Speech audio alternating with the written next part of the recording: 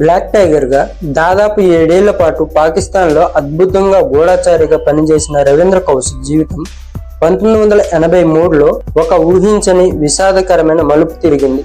ఒక గూఢచారి జీవితం ఎంత గొప్పదో అంతే ప్రమాదకరం. ఇది చేసిన కుట్ర రవీంద్ర కౌశిక్ కు సహాయంగా ఇనాయత్ మసీహా అనే మరో ఏజెంట్ ను పాకిస్తాన్ కు పంపింది. అయితే దురదృష్టవశాత్తు ఆ ఏజెంట్ సరిహద్దు దాటుతున్నప్పుడే పాకిస్తాన్ ఏజెన్సీలకు పట్టుబడ్డాడు. విచారణలో భాగంగా అతను భరించలేని తీవ్ర హింసకు గురై రవీంద్ర కౌశిక్ అంటే నబీ అహ్మద్ సకీర్ అని కీలక సమాచారాన్ని వెల్లడించక తప్పింది కాదు. ఇనాయత్ మసీహా ఇచ్చిన సమాచారంతో పాకిస్తాన్ నిఘా సంస్థలు, ముఖ్యంగా ISI అప్రమత్తమైంది. వారు తమ సైన్యంలో మేజర్గా ఉన్న వ్యక్తిపైనే రహస్యంగా నిఘా పెట్టడం మొదలుపెట్టారు.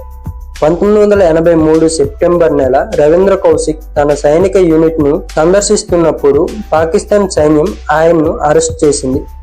ఆ క్షణం వరకు పాకిస్తాన్ సైన్యంలో ఒక గౌరవనీయమైన మేజర్ గా ఉన్న వ్యక్తి తమ దేశ రహస్యాలను లీక్ చేస్తున్న భారతీయ గూఢచారి అని వారు ఊహించలేకపోయారు.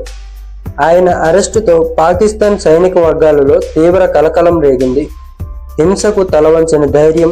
అరెస్ట్ అయిన తర్వాత రవీంద్ర కౌశిక్ ను పాకిస్తాన్ క్వెంటాలోని విచారణ కేంద్రానికి తరలించారు. అక్కడ ఆయనను 2 ఏళ్ల పాటు తీవ్రంగా, దారుణంగా హింసించారు. ఆయన నుండి మరింత సమాచారం రాబట్టడానికి పాకిస్తాన్ అధికారులు ప్రతి ప్రయత్నం చేశారు. కానీ రవీంద్ర కౌశిక్ ఎక్కడా లొంగలేదు. ఆయన హింసకు తలవంచలేదు. తన దేశానికి సంబంధించిన ఏ రహస్యాన్ని బయటపెట్టలేదు. ఆయన ధైర్యం, ఆయన దేశభక్తి ఆ హింస కంటే ఎంతో బలమైనవి.